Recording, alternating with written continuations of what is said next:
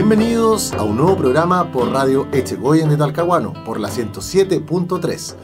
El día de hoy tenemos a dos invitados especiales, ambos pertenecientes al Departamento de Historia, docentes quienes se han organizado para realizar un nuevo programa que damos el puntapié el día de hoy, para conocer un poco de la historia, ya que su especialización es esa, y el programa que ellos van a presentarnos el día de hoy se llama Los Enigmas de la Esfinge. Así que vamos a partir presentando a mi lado acá al profesor David. ¿Qué tal, Alex? Muchas gracias por estar acá en nuestro estudio de Radio Echegoyen. Primera vez que está acá, ¿cierto? Primera vez, un gusto. Es agradable siempre estar aquí entre compañeros de trabajo, amigos, así que feliz. Y a mi otro lado tengo a Nicolás, quien también es parte del Departamento de Historia. Bienvenido, Nicolás, también primera vez en nuestros estudios. Sí, muchas gracias, Alex. Bueno, habíamos intentado ahí iniciar gestionar ahí unos proyectos, quedaron más o menos en pausa, y ahora finalmente pudimos concretar uno, así que agradecido de poder recibirnos y poder hacer las gestiones, y vamos a ver cómo sale. Vamos a ver qué sale acá de este programita. Bueno, ¿quién va a comenzar acá explicando más o menos por qué el nombre Los Enigmas de la Esfinge? Bueno, la idea del programa es dar un espacio, ¿no es cierto?, ¿Ya?, para conversar de historia, de arte, mitos, leyendas. Y pensando un nombre, nos propusimos dar un nombre simbólico, ¿no es cierto?, un nombre que representara esta idea de desvelar misterios históricos. Y pensamos en la Esfinge, el enigma de la Esfinge, que es un mito griego donde el héroe trágico, que es Edipo, se enfrenta en un episodio a la Esfinge, que le pone un acertijo que nadie puede descifrar para poder salvar a la ciudad de Tebas. Edipo logra resolver el acertijo con el uso de su razón, y entonces es por eso el nombre del programa. Sí, pero ahí lo vamos a ir conversando un poquito más adelante, adentrándonos al enigma mismo. Pero igual lo importante es que, si bien el enigma de la Esfinge para los más conocedores, las personas más cultas, podemos hablar de los libros, de Edipo, de algo más específico, más académico, pero igual la Esfinge es un personaje, una figura más trascendental en cuanto a la historia, si bien está presente en la literatura clásica para aquellos que les gusta el lenguaje, que les gusta la historia, pero también es un personaje que aparece en hartos libros famosos, aparece en Harry Potter, en videojuegos, entonces no hay que ser muy específico en la historia para poder invitarnos a descubrir esos enigmas como una figura más trascendental. Entonces igual por eso quisimos elegir el enigma de la Esfinge como una figura representativa de lo que esperamos de este programa. Perfecto, bueno, eso es como para entendimiento de nuestro radio escucha, la gente que nos va a ver por nuestras páginas web, nuestro canal, para que más o menos entiendan el significado del nombre de lo que se va a desarrollar ahora. Tengo entendido que también van a hablar de su metáfora, la metáfora de la Esfinge. Claro, por supuesto, la Esfinge, bueno, es una criatura mitológica con cuerpo de león, cabeza humana. Y alas, por supuesto. Y alas, ¿no es cierto? Y está presente igual como... Tiene distintas representaciones y la atormenta. La Esfinge atormenta, ¿no? Es una criatura que, como muchas criaturas mitológicas, atormentan a la humanidad, y surge entonces, por lo general, un héroe que logra como vencerla y liberar o dar ciertos valores también de heroicismo. Entonces... más que una metáfora, también tiene mucho simbolismo, un mito muy rico. También igual, disculpa David, entrando en este mismo concepto de los enigmas de la Esfinge como figura, entendiendo el lado más metafórico, también en la representación de cómo la Esfinge se encerraba a una ciudad de Tebas, no dejaba que las personas entraran, no dejaban que las personas salieran, para que las personas permitieran el paso, pero lo bloqueaba la Esfinge. Entonces la Esfinge le hacía la pregunta, si no le podían responder bien, la Esfinge les prohibía el paso y los atacaba en muchas ocasiones también. Entonces ahí es donde entra la parte más metafórica de poder descubrir la historia, lo que nosotros queremos plantear en nuestro programa, no solo encerrarnos en Tebas, en esta sala de clase en cuanto al conocimiento, sino que en esa metáfora de poder cruzar, superar a la Esfinge, superar el enigma, el acertijo, poder resolverlo y abrirnos a ese campo del conocimiento. La idea de este programa es traer, ¿no es cierto?, a la mesa la discusión, mitos, leyendas, enigmas, pero así como enfrentarlo como si fueran esfinges, ¿no es cierto?, que nos atormentan, que nos ponen en duda, y por medio de la razón, por medio del ejercicio de cuestionarlo, llegar a una verdad, llegar a resolver ese acertijo. Por eso el nombre del programa. Bueno, en el mito griego, Edipo es el héroe que llega a la ciudad de Tebas y resuelve el acertijo, y lo resuelve por medio de su razón. Entonces, termina siendo el rey de la ciudad de Tebas porque la ciudad le agradece el haberlos librado de este monstruo. O sea, al momento en que Edipo llega a la ciudad y resuelve este acertijo, ¿la esfinge se va o la esfinge libera la ciudad? Se rinde ante la razón, ante la reflexión de Edipo al poder resolver el acertijo. Todavía no hemos hablado del acertijo. Sí, eso mismo me está igual, ¿Cuál sería el acertijo? Sí, porque igual hay que considerar que este enigma, el acertijo, no es tanto de descubrir una palabra, una taza, un martillo, sino que igual le hay una reflexión, un pensamiento crítico de por medio para poder llevarlo a la metáfora de cómo nos replantea la vida. Entonces igual el acertijo tiene ahí un toque más profundo, más filosófico, más histórico también. El acertijo de la esfinge es: ¿qué ser tiene 4 patas por la mañana, tiene 2 por la tarde y solo 3 al anochecer, cuando cae la noche? ¿Podría resolverlo? ¿Qué ser? 2, 3 y... ¿qué podría ser? 4 en la mañana, 2 patas o 2 pies durante la tarde y 3 al anochecer. Camina sobre ellas, por supuesto. Caminan 4 patas. ¿Qué ser podrá ser? 2. Un perro no. No, claro, pero es algo que existe, ¿cierto? Por supuesto. No es ajeno a nosotros, por eso igual perfecto. Es una filosofía de vida, entendiéndolo de que no es algo tan tangible. Si es tangible lo podemos ver, apreciar, y cada uno es propio nuestro. Un pájaro. Pero también entendiéndolo en esta perspectiva de filosofía de la vida, como una reflexión. La mañana a lo mejor no es tan mañana, sino puede ser un tiempo pasado. La tarde puede que no sea tan tarde, sea el tiempo presente. Así como cuando sea el anochecer, sea el tiempo futuro. Entonces eso es lo que nos planteaba la esfinge, un momento de reflexión igual para ello. Mira, Edipo. Y bueno, un momento que acá también van a ver como el camino del héroe, así como el desarrollo. ¿Se va a hablar un poco de eso también? Sí, en este caso, sí, por supuesto. Claro, tenemos Edipo... un montón de héroes de los que podemos sacar historia. Edipo es un héroe trágico. Claro, yo tengo entendido que su final ahí con las hijas, con el hermano, hay un tema, claro, la mamá, la familiar de por medio, el padre. Sí, pues eso es, bueno, Sófocles, uno de los 3 tragediógrafos más famosos de la antigua Grecia, escribe Edipo Rey, que es la tragedia de Edipo, después del mito de la esfinge, cuando Edipo ya es rey de Tebas. Es como, por así decirlo, como dentro de su gobierno. O sea, exacto, ahí se le revela toda la verdad de su triste, trágica vida, su trágico destino. Los héroes de la tragedia griega tienen destinos terribles que no pueden eludirlo. No puede, o sea, eso es como su destino. Su destino. Y a Edipo, en este caso, por ejemplo, ¿qué fue lo que lo convierte o lo lleva a la tragedia? Sus decisiones, su relación con la, no sé, con la ciudad, con las leyes, bueno, igual podría entrar un poco más también dentro del enigma para poder resolverlo y dar respuesta a ello, porque va a terminar el programa y no vamos a ver es que podríamos dejarla para el final. ¿Cierto? Podemos dejar la respuesta para el final para que también para mantener el enigma hasta el último momento y puedan resolverlo sin buscar en internet ni ocupar inteligencia artificial. Claro, por supuesto. Oye, la inteligencia artificial, estaba leyendo, reduce el ejercicio cerebral. Me imagino. Lo pone en pausa. Me imagino. Como un músculo que se deja de ejercitar, pasa eso. Claro, dicen que uno de los músculos más importantes del cuerpo es el cerebro. Sí. Para ser Edipos hay que seguir ejercitando. Bueno, ¿qué le pasó a Edipo? Edipo, en la tragedia de Sófocles, descubre que él mató a su propio padre y se casó con su madre. Sin saberlo.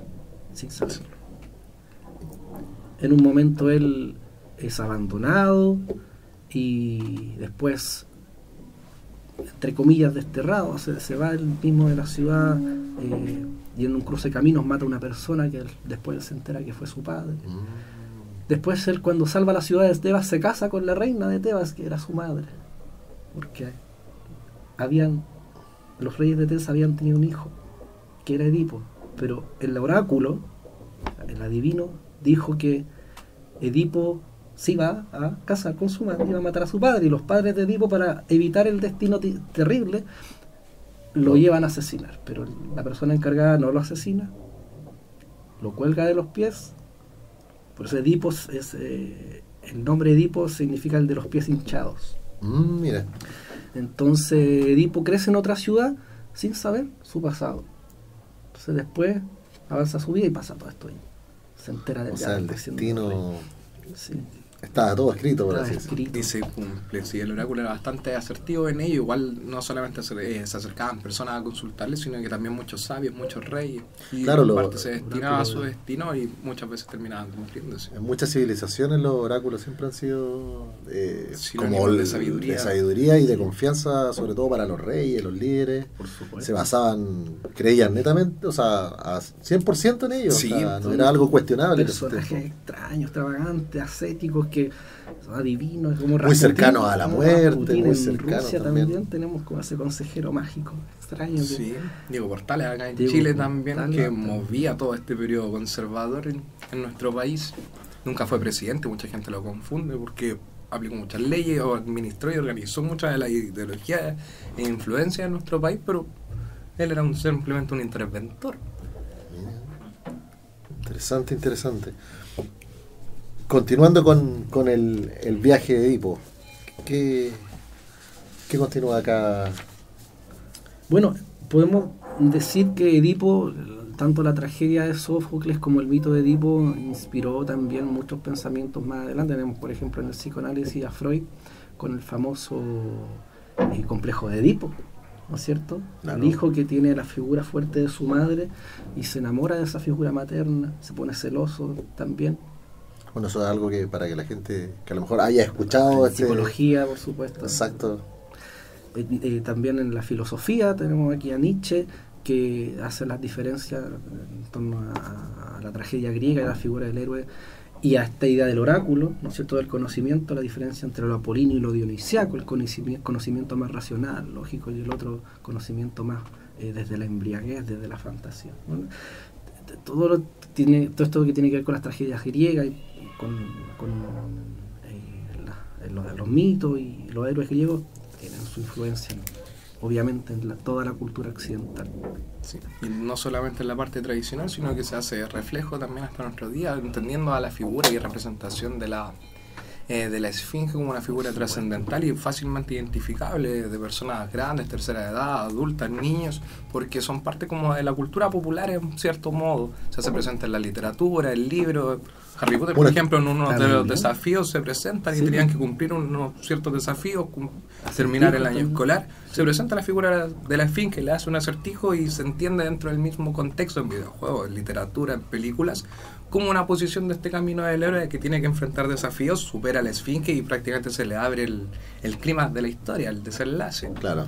Y en la vida, por supuesto, en la vida todos enfrentamos momentos de duda, de acertijos, de complejos, y a veces para resolverlos nos tenemos que enfrentar a la razón, ¿cierto? A utilizar la razón para llegar a un conocimiento. La razón acá es clave, entonces, sobre todo en el camino del héroe. Sí. Y de los distintos héroes que vamos a ir analizando acá en los siguientes programas. Y no solo héroes, sino que enigmas también, grandes y heroínas. Heroínas también, por supuesto. Bueno, aprovechando que este es el primer capítulo, también ahí pueden dar unos adelantos de los capítulos, más o menos de las cosas que se quieran hablar. Pues Nicolás aquí estaba recién contando... Sí. Distintos enigmas. Sí, bueno, siguiendo como esa misma línea, estamos en el primer capítulo, Enigmas de la Esfinge, cómo se nos abre estos misterios de la historia hacia nuestros conocimientos. Queremos ir tocando ciertos temas relacionados, tenemos que la figura del enigma de la Esfinge viene desde el otro lado del mundo. También queremos acercarlo a un contexto más chileno, más local, y uno de los temas que más nos apetecía igual conversar dentro de este misterio, de estos enigmas, de esta aura que nos está inspirando el tema. Queríamos aterrizarlo a una historia más local, más de Chile, relacionado con la figura del Dorado, una ciudad de oro, que se repite también en muchas civilizaciones, en muchas culturas, muchas historias también siguiendo con lo mismo, en literatura, en videojuegos también se presenta esta ciudad del oro, que Indiana Jones, que juegos como Uncharted tratan de buscar esa ciudad de oro que nos asegura felicidad, riquezas. Entonces acá en Chile, entendiendo en un periodo colonial, la parte del sur de nuestro país siempre fue conquistada por los indígenas. Los españoles les costaba seguir avanzando y conquistando hacia el sur, hacia el sur del río Biobío. Entonces era miedo. O avanzaban por tierra hacia la parte de los indígenas o se iban por una cordillera de los Andes, de las más largas y extensas. Entonces el camino era bastante difícil. ¿Cómo podíamos conquistar el sur del país? Con una promesa de una ciudad de oro. Claro. Si les prometemos una ciudad de oro, ¿habrá existido? Ese es el tema, no lo enigma. ¿Habrá sido real? ¿Alguien la vio? ¿O fue simplemente para motivar a exploradores y conquistadores a seguir avanzando por un territorio inexplorado y misterioso? Claro, surgía mucho en esos tiempos, no solo también, como dices tú, en Chile en este caso, México, Perú, en todos lados, siempre habían como ciudades ocultas donde se encontraba como toda la riqueza. De ahí nace también incluso esto con los piratas, con una cantidad de mezclas que al final todo lleva siempre como al ítem de la riqueza, el encontrar algo majestuoso, la tierra prometida, el agua de la vida, la fuente de la eterna juventud, una cantidad de cosas. Y ahora que dices tú el tema de cuando los españoles cruzaban por la cordillera, y algo que siempre recuerdo que nos contaba nuestro profesor de historia, era que los españoles, era tanto el frío al cruzar la cordillera, que al momento de llegar ellos se sacaban las botas cuando salían de la nieve o en partes planas ya, se sacaban las botas y tenían los pies tan helados y congelados que quedaban pegados dentro de las botas. Se sacaban las botas y quedaban pegados dentro de las botas. De hecho, eso fue algo que nunca olvidé, porque yo decía, chuta, que quedó traumado.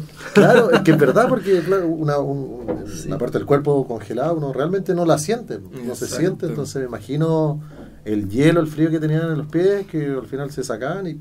Bueno, y continuando igual con lo mismo, porque pueden ser temas enigmas y misterios que podemos ir resolviendo a lo largo de los capítulos. Sí, pues cuando cruzaban por la cordillera, muchos hablan de ese ejército libertador, por ejemplo, que quiso independizar a Chile, Argentina, Perú, y muchos lo imaginamos a San Martín, a O'Higgins como grandes héroes, próceres de la patria, lo cual no les quito el mérito tampoco histórico. Pero muchos nos imaginamos a grandes personajes con figuras que iban con su espada en alto hacia un ejército para poder liberar a su país, pero en realidad las condiciones por las cuales estaban atravesando por el camino a conquistar, a liberar a estos países, no siempre era el mejor. Como decía, esto mismo de las botas congeladas, muchas veces estos mismos próceres de la patria estaban enfermos, con tuberculosis, vomitando sangre en el camino, no siempre estaban en las mejores condiciones como uno se lo imagina en películas, claro, en relatos, en libros. Como la parte, lo tratan de ser más bonito, pero dudo que si viene con los pies congelados, venga con su espada en alto y todo contento. Lo más feliz de la vida, claro, cantando. Y quizás muchas veces tampoco se logró el objetivo por lo mismo, por los impedimentos que tenían en el camino hacia el lugar.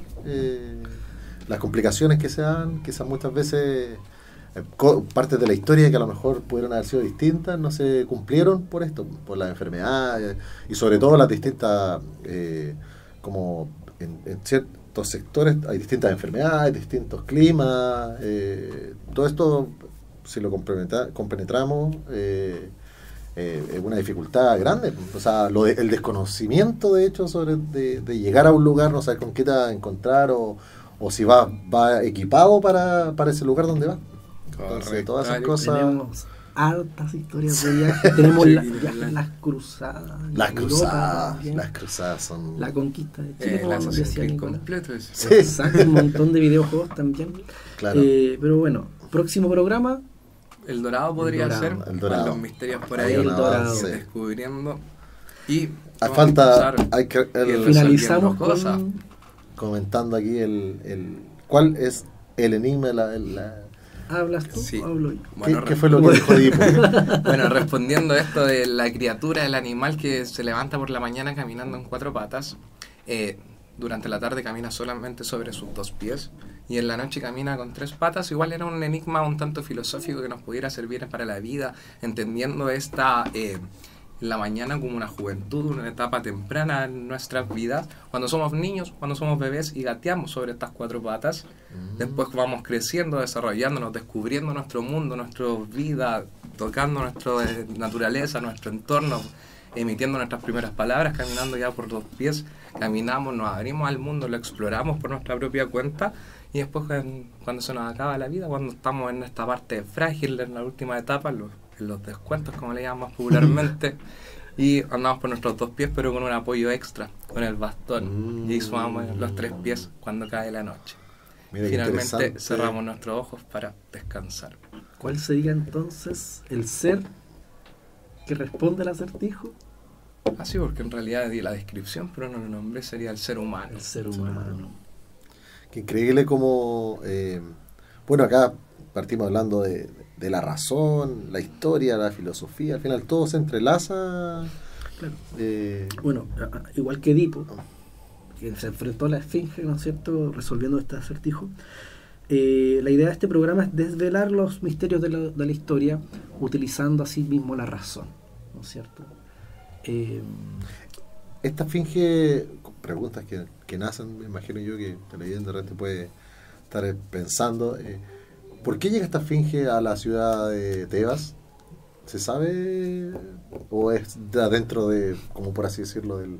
La verdad, desconozco como en más detalle el mito griego en ese aspecto, pero la mitología griega está llena de un montón de personajes que a veces encarnan, más que tener una explicación, encarnan ciertos sentimientos. Yo creo que la esfinge quizá es un poco la naturaleza, puede ser, ¿no es cierto?, como tiene el cuerpo de león, la naturaleza, la irracionalidad, o una mezcla de todo esto que enfrenta al ser humano, a Edipo, y enfrenta a sí mismo al mismo ser humano. La respuesta de este acertijo es el ser humano que se enfrenta.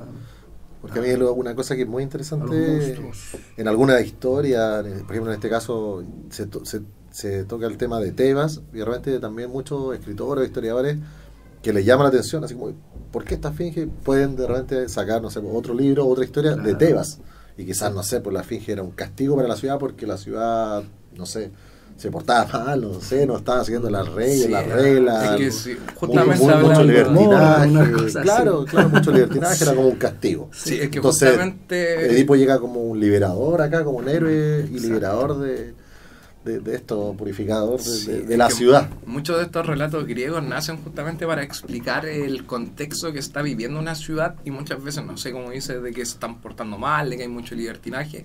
Puede ser que justamente por esos motivos haya nacido los relatos griegos, son justamente para explicar el contexto de la ciudad, de lo que están viviendo, y en parte ir dejando ese mensaje, una enseñanza, esa filosofía del razonar un acertijo y poder ir evaluando cómo me estoy portando cuando camino en 2 pies, cómo me estoy portando cuando camino en 2 pies, para irlo mejorando y no acabar en esa vida tan llegar caminando a los 3 pies de la mejor manera posible. De la mejor manera posible. Claro, y por ejemplo, no sé, el tema del oráculo igual, los oráculos también, como que siempre nunca contaban todo 100%, o sea, como todo lo que iba a pasar, sino que contaban como ciertas partes de algo, de una visión, por así decirlo. En este caso, no, por ejemplo, el oráculo no dice Edipo va a resolver un acertijo, Edipo se va a enfrentar a la esfinge, no lo cuenta.